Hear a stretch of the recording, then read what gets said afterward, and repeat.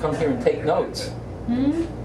I turned him off just like this. When I said to him, the secret is a very, very dangerous thing to tell people without giving them full understanding of the system of creation.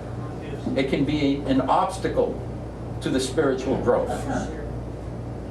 And for some reason at that moment when we had this conversation, he didn't like what I was saying. And I know I turned him off. Here's what it is.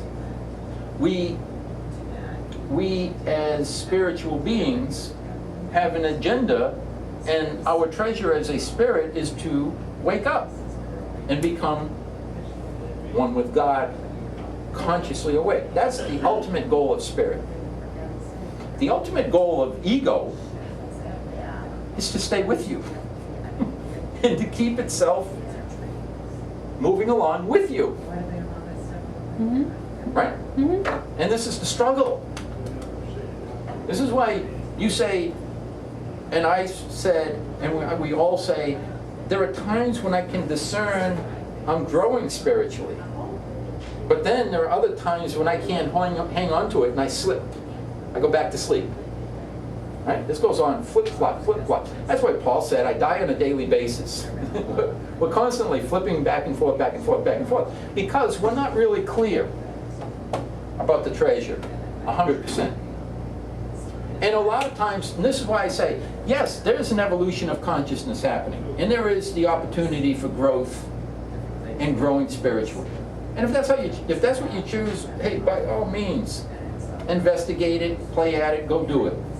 When you're ready for something even higher, remember this, that's available too. It's a choice.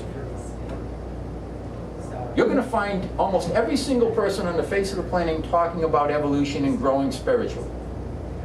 Not many people are going to tell you, forget all that and wake up. Okay? But that's available.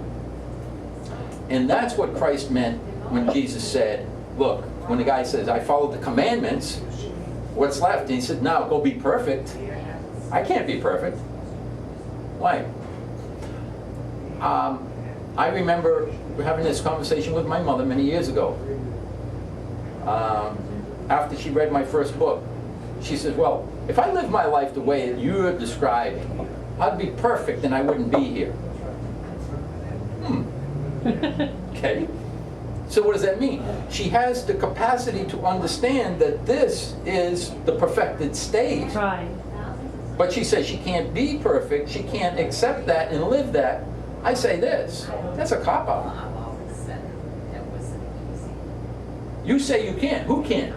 The spirit can't or the ego can't? Which one can't? The ego's choosing not to.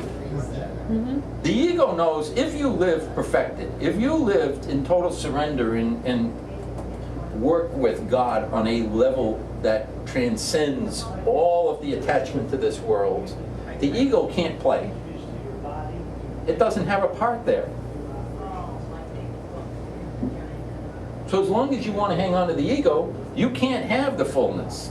You can grow spiritually. You can move to another dimension. You can go to another dimension. You can do all of this stuff. And you can play at this game for how long?